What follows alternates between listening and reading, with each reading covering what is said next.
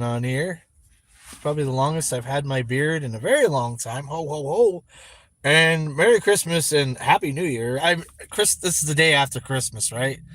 But it's still Christmas time. It's still we all still got the Christmas spirit. I think probably. Who knows? Happy holidays, whatever holiday you celebrate. I believe that yesterday was the first day of Hanukkah or something like that. I don't know. Anyway, happy holidays to any whatever you celebrate. Today, I wanted to talk about my first time watching the movie Black Christmas. And I'm talking about the 1974 version of Black Christmas, not anything, not the remake from I think 2019.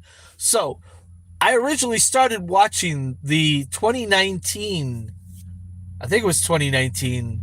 I think it's a remake. I don't know, but I was originally gonna watch that. So me and my, I'll say it's complicated, but roommate, friend slash ex, uh, we're looking for movies to watch on Christmas, and I was like, oh, a good movie that I have heard of is Black. Well, no. We were looking for movies, and Black Christmas came up. That's what it was.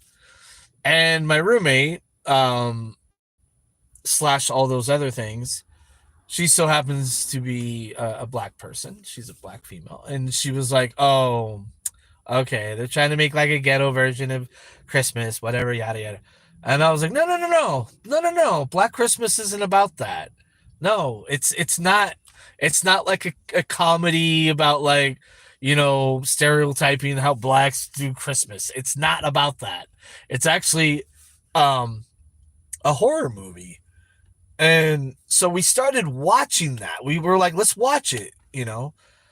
And so we started to watch it, and I wanted to check on my phone on Rotten Tomato, Rotten Tomatoes, Rotten Tomato.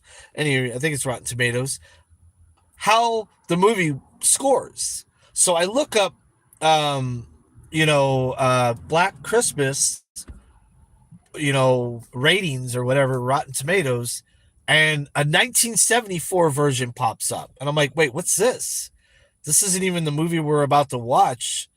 I mean, it's, I guess, the same franchise or whatever, but the one we were gonna watch was like 2019. I was like, no. If we're gonna watch this movie, we're gonna watch the original. So this is the first time. I mean, I knew Black Christmas existed. I knew it was a horror movie, but I didn't know it was from 1974. Okay, so I start watching the movie, and hello there. I know there's gonna be a lot of people popping in wanting to know what I'm.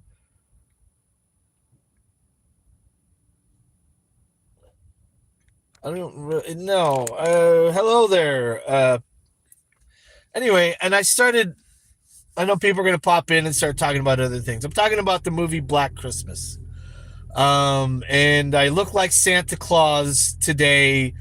Maybe on purpose. I don't know. I think I'm just lazy and I don't want to shave my beard. But anyway, so I watched for the first time 1974's Black Christmas. And we start watching it, and it starts off slow. I wouldn't even say it's a slow burn. I would just say it's just straight up slow. Because yeah, one person dies and by the way, there's spoilers in this. I'm gonna be talking about spoilers in it. But the main takeaway that I took away from this movie, it's a pretty decent movie. It's not horrible. It's not the greatest, but you also got to remember it's from 1974. It's like one of the first movies of its kind. So the movie is not that original as far as if we were to watch it today, but for 1974, that thing is original, okay? This is like before the movie Halloween, the original Halloween. This is before that. And so I'm watching the movie, and my main takeaway from the movie of Black Christmas is, oh my God, this is where John Carpenter got his idea for Halloween. I mean, it's so blatant. I mean, it's so, and that's what blew my mind, was because Halloween, the original Halloween, is one of my all-time favorite movies. Not just favorite horror movie, but just one of my all-time favorite movies. I mean, it's up there with Star Wars for me. I think it is an incredible masterpiece for the time that it came out. And so, but I'm watching Black Christmas, and then I learned that later on that yes, indeed, John Carpenter admits that he was influenced by Black Christmas. And anyway, and so I'm like, this is insane, because it kind of opened my eyes and blew my whole world open, because I'm like, no, this is like very much a lot of the things that are in this are very much Halloween as straight up, like, you know, they say there's no stealing in art, right? There's no real stealing in art. It's all influenced by. So I would say Halloween is different enough. It is certainly different enough, but you can clearly see, like, where Michael Myers comes from. You can clearly see where the movie Halloween is inspired from, because you're watching this movie and the point of view, POV, of the creature, of the well, not creature, but the whatever, the killer, the bad guy, the monster. It does this in the movie. It does the same thing that Halloween did, in the sense that it's like you're following the character, but you're like following the character through the bad character, the killer, through his eyes. So I thought that was really interesting.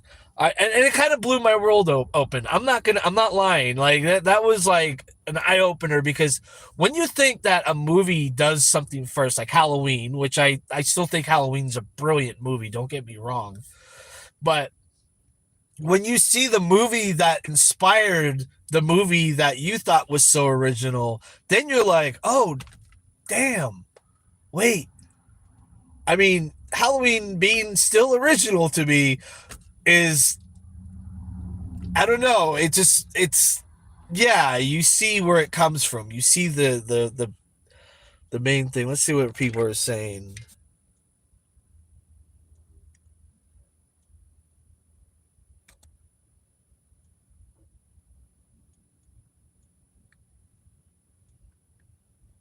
Okay, so Black Christmas in 74 and again yesterday. Oh, did you?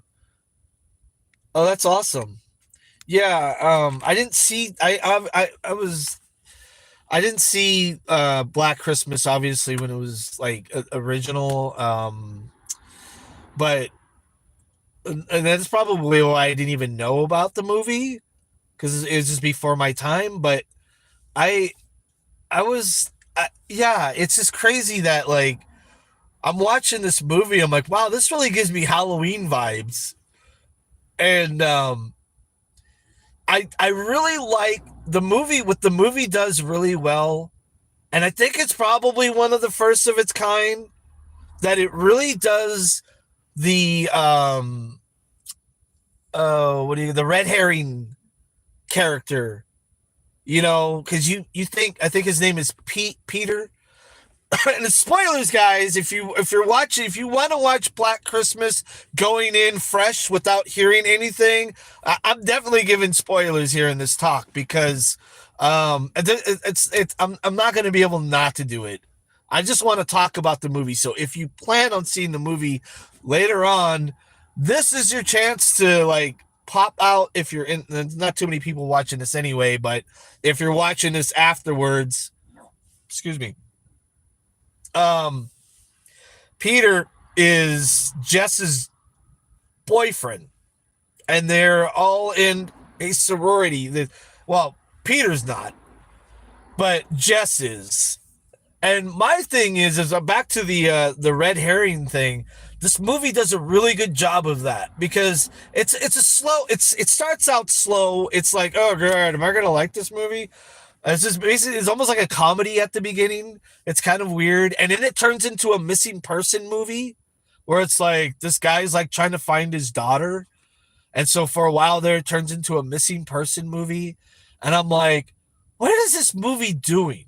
But then when the movie kicks off, it really kicks off, and it starts getting good, and you start understanding like that, the killer is calling the sorority, and the killer is only calling the sorority when he kills somebody. And but anyway, the red herring or the misdirection character or whatever you want to call it, the misleading character in the movie is Peter, because throughout the movie there's things that happen in the movie, like Jess is pregnant with Peter's child, and then Jess wants to get rid of the child, wants to have one of those, I can't say it out loud, I don't think, on YouTube without being demonetized. I'm not sure about that, so I'm not going to bring it up, but you know what I mean. Um, Basically, she doesn't want the child. She doesn't want to even give birth to this child. But Peter wants that child to be born, And anyway, I feel like I'm just all over the place because I just saw the movie yesterday. I really liked the movie. I thought it was good. And like I said, I think it did a really good job with that kind of like misdirection of the characters and stuff. Tommy, maybe you can chime in. Great movie, and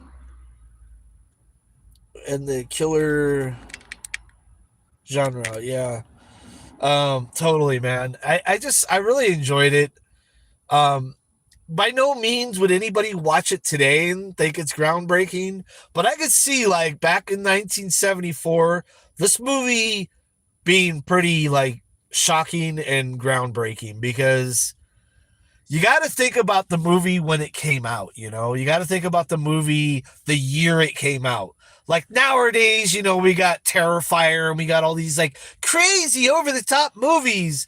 And so like older horror movies are just like, oh, this is so like what? But these movies are the ones, these movies are the reasons why we have a lot of these newer movies, a lot of scary movies. You got to look at it in terms of that. Like, I know I was there when Nirvana blew up. I was very much into the music scene when Nirvana blew up. And yes, even though there were other bands out there that sounded like Nirvana or whatever, they weren't in the mainstream like Nirvana, and that's why Nirvana was such a huge thing. They were kind of like a fresh thing to, let's say, commercial radio. But I'm just saying, like, if I listen to the Beatles, I'm like, oh, okay, yeah. Okay, but I don't know the impact that the Beatles had, and I never will. I'll never know the impact of Elvis. Like, if you think back to Elvis, like, I'm not going to know the impact. I know there was an impact there because it was something different, and it was something that people blew up about. Is this making sense? I'm trying to relate this back to if you watch Black Christmas today, you're going to be like, okay, but I don't know. I thought it was a pretty good movie overall. I think they did a pretty good job of tricking the audience into thinking something else was happening, somebody else was a killer. I really liked the effect of the killer calling the sorority every time he killed somebody. I thought that was a really effective thing because if he's calling you at the beginning, you don't know this. You don't know this at the beginning. But as you're moving through the movie and you start seeing that, oh, the killer is calling every time he kills somebody. And then he'll do like kind of like a different scenario. Like when he calls, the killer calls, he kind of talks in a way that kind of gives you hints of what or who he just killed. I don't know. I thought it was good. I thought there would be more discussion on here. My one issue with the movie was, well, for one, the slowness in the beginning was a little ridiculous.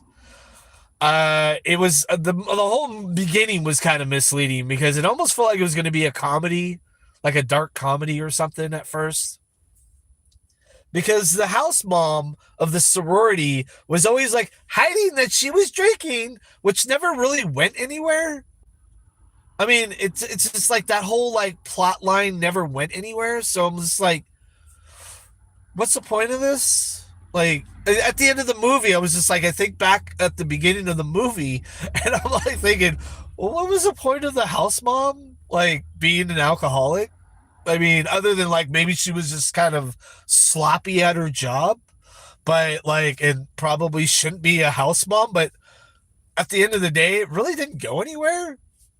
And I'm not trying to bag on the movie. I'm wondering what I'm trying to figure out is was that also like kind of like a distraction in the movie because it starts out where one of the sorority girls gets killed and you're thinking, okay, all right.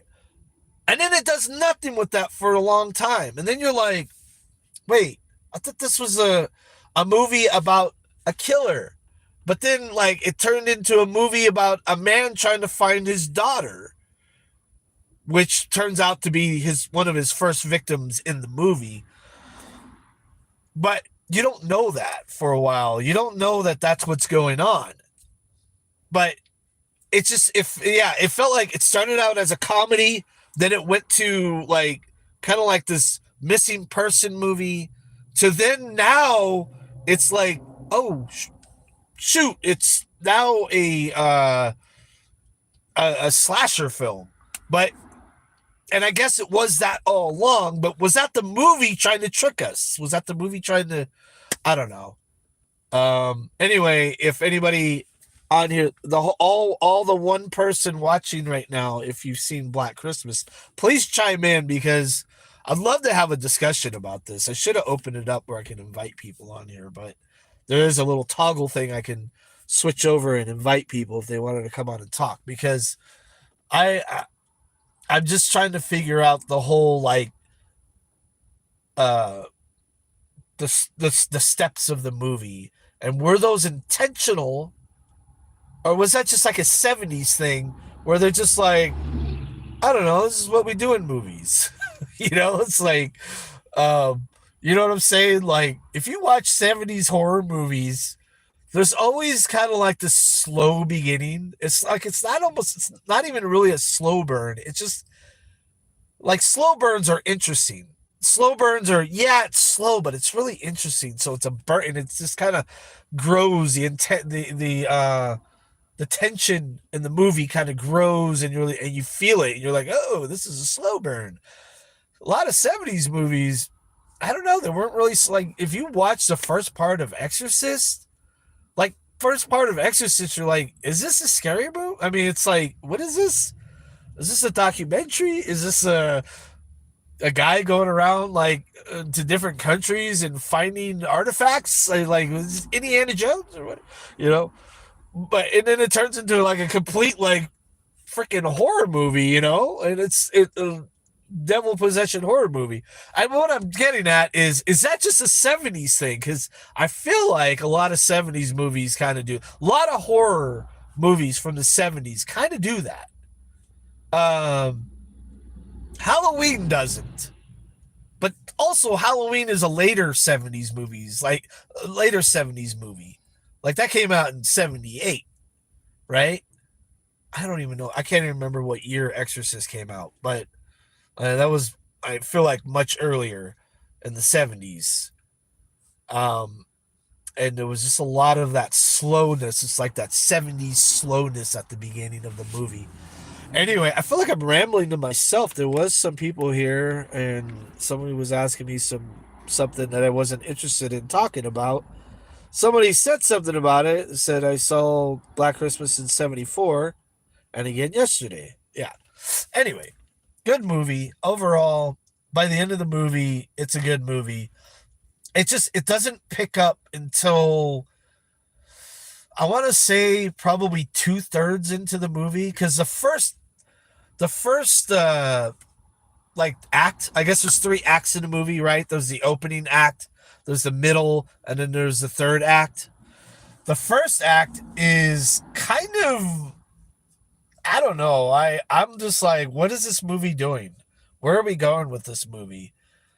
Um, by the second act, it starts picking up a little bit. Like it's like, oh, okay, no, all right. And I love the idea of the cops tapping the phones and doing all this stuff. And I like that element of it because a lot of these movies don't involve cops too much. They kind of want to keep the cops out of it because you don't want nowadays like people want to keep cell phones out of their movies because it's like, why don't you just call somebody on your cell phone? But anyway, overall, Black Christmas was a pretty decent watch. With keeping in mind though that it was made in 1974. Like if you go into the movie knowing that it's a 1974 movie, it's a pretty decent watch. If it was made today, no, it wouldn't hold up. But I think that what Black Christmas did was open the door to new kind of ideas that we're all so used to now. And like, if that movie came out today, of course it wouldn't work. Like Star Wars wouldn't work either if it were to come out today. Oh, Star Wars maybe. I don't know.